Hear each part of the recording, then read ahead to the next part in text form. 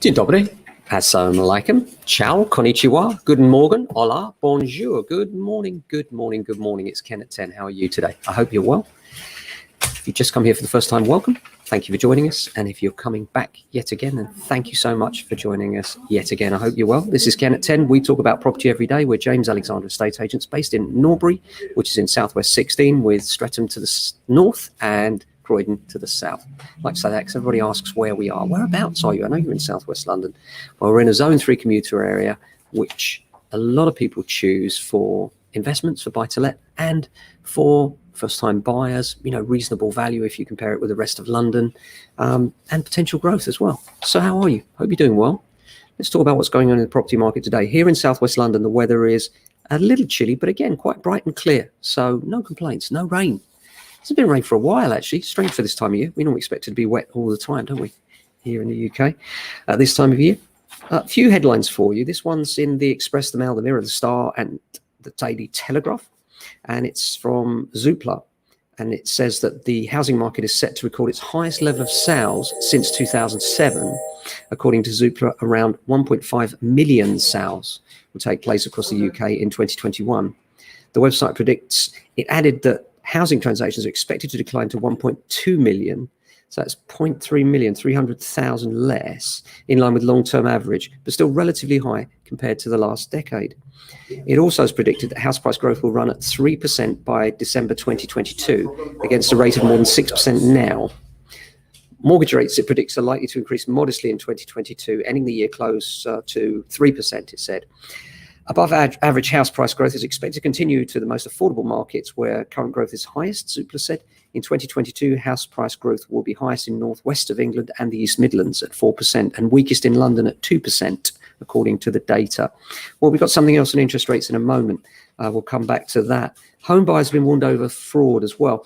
This is something that's becoming more common, is that there are fraudsters out there that will interject between solicitors on the day of completion and impersonate the seller of the property or the recipient of the funds from a property sale.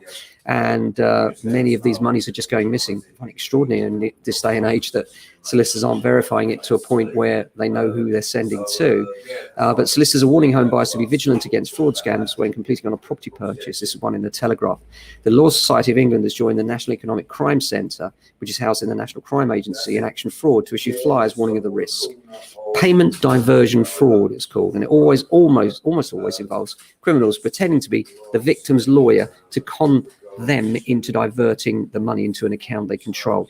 These frauds can involve huge sums of money and have a devastating lifelong impact on the home buyer and their finances. Solicitors and their clients can all play a part in making such crimes more difficult for criminals, said Stephanie Boyce, the Law Society president.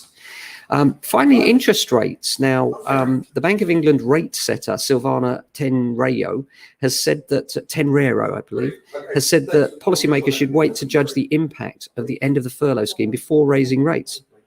Uncertainty over the effects of the furlough scheme should be resolved over the coming months, which should help to paint a clearer picture of the labour market, Tenreyro said in a speech for the Centre for Economic Policy Research.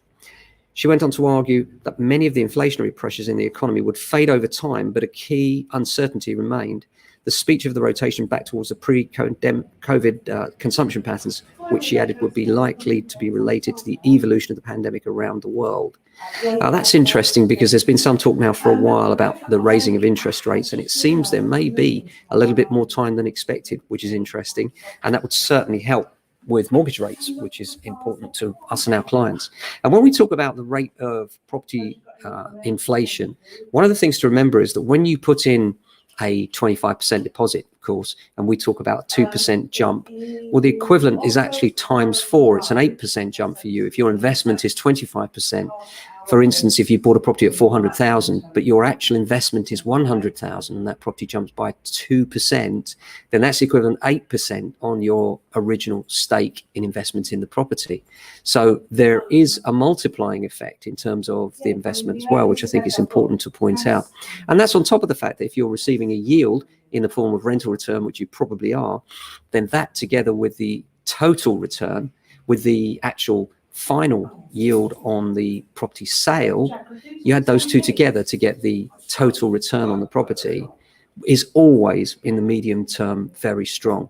One of the things that we find is more often than not, landlords in the medium term who initially thought they'd dip in for 5 to 10 years, look at the returns they've made, and their biggest problem is tax. They're looking at it and saying, well, that's a huge gain I've made there, but there's also a huge tax bill. Well, I'm afraid there's only two things that are certain in life, death and taxes. So, that's something for me. If you haven't got a tax bill, you haven't made a profit. So you have to look at a balance on the other side of that. But at the moment, the market's still fairly strong. Not enough stock coming onto the market. So all new instructions are receiving a lot of interest.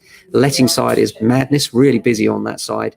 Just going out to visit another family home now, which we hope will come on the market and assist. Some landlords have taken the opportunity this year to sell up with the pandemic and everything, and therefore we do have a shortage of good quality family homes for people, and this seems to be echoed across London at the moment. As the country has opened up, and particularly London has opened up, and people are commuting back in again, the demand for rental properties has gone through the roof, and there just isn't the supply right now. So if you're thinking of renting your property or you're thinking of buy-to-let, could be a good time to get in. Do talk to us about it. We specialize in it. We have hundreds of landlords and hundreds of buy-to-let investors as well, who we look after and advise, both in terms of acquiring properties, even if it's not through us, and of course, the longer term management, which usually is through us. So thanks very much for watching today. Hope you have a fantastic day. We'll be back tomorrow with another edition. And in fact, tomorrow after that, we're going live to the food bank. So looking forward to showing you around the Liberty Food Bank and asking you for a kind donation, because as you already know, if you're a regular viewer, we're looking to raise some £3,000. So far, we have 10% of that, £300, thanks to you. And thank you so much if you're one of the donors there. We hope that if you're not, you might consider donating. We'd be very grateful if you do.